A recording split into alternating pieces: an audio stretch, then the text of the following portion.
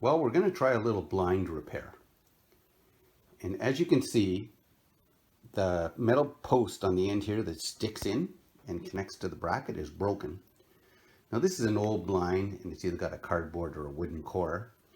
But what's special about it is it's a blackout blind. It's not a room darkening, it's a blackout blind. And they're really good for keeping the sun out of your room to keep your house from being hot or keeping the heat in the wintertime. So the problem is we're in COVID right now and there's no way I can get another one of these. So we're going to try to put a stub on the end of that. First thing you got to do is pull out the plastic retainer. The little stub is broken off and I can see threads in through the bottom. So we're going to try to make our own stud, glue it back in the tube and see whether we can fix this until things are more available. Let's give it a try.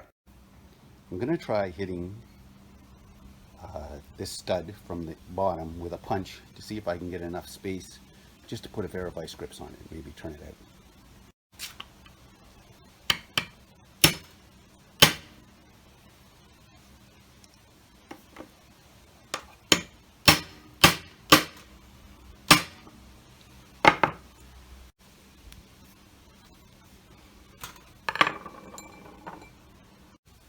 It's basically just a nail with a stud.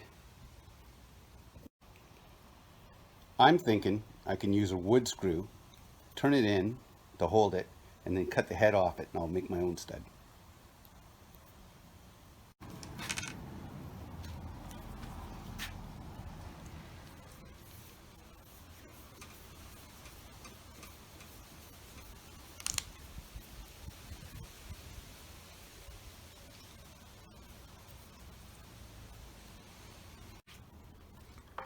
Okay, now we're going to cut the head off.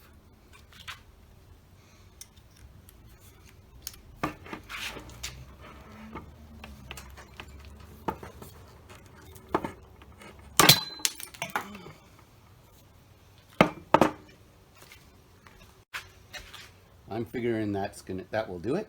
Now I think we'll pack the bottom here with some epoxy so it just doesn't turn out.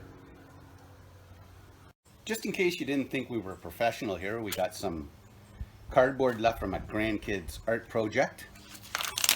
We have JB Weld and our little gizmo here that we're going to try to fix. An art paintbrush.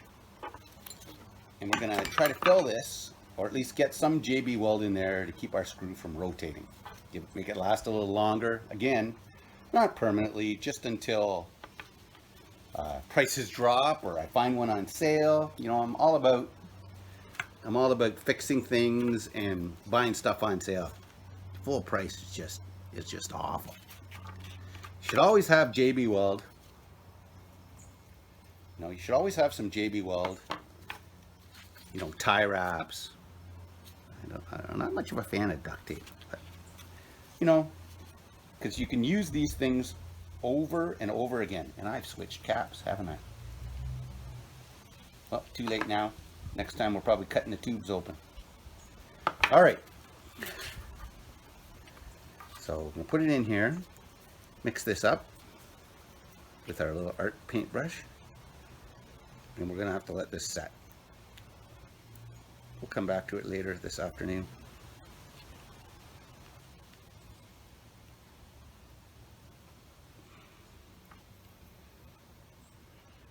So, fill a little bit in there.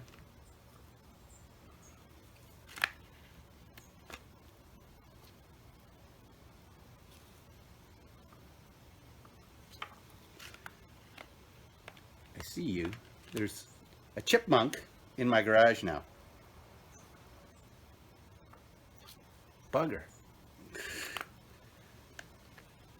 Go home. There he goes. He left.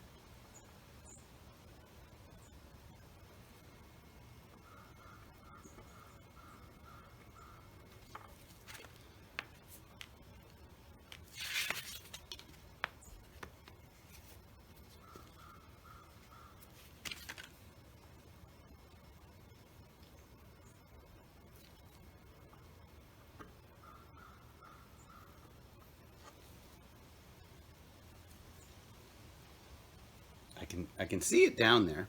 We'll see if you can see it. I can see it down there, but it's not as far as I'd like it. So I'm gonna mix up some more and do it again.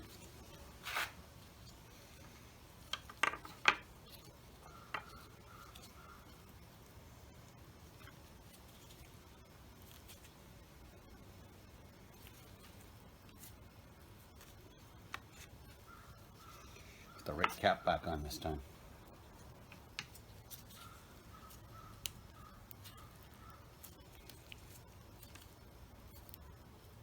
I know JB Weld, I bought this for another project and I've used it like 4 times since, so in my mind it's free, but I know this stuff's about $8 on sale at Princess Auto, so I know this isn't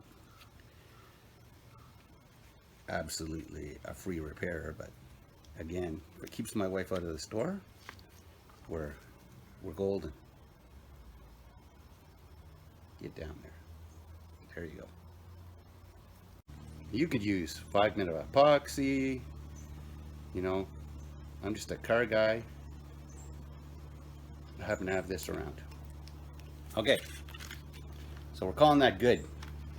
We're calling that good. As you can probably see, I have it all the way to the bottom.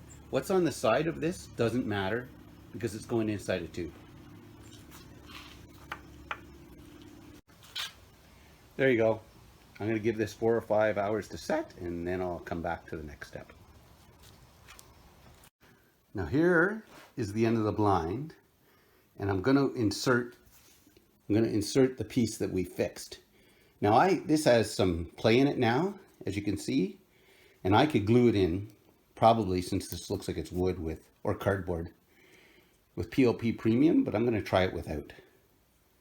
I don't think it's going to matter. So let's push it in, and we'll put our blind up, see how it works. There you go. It's fixed and up.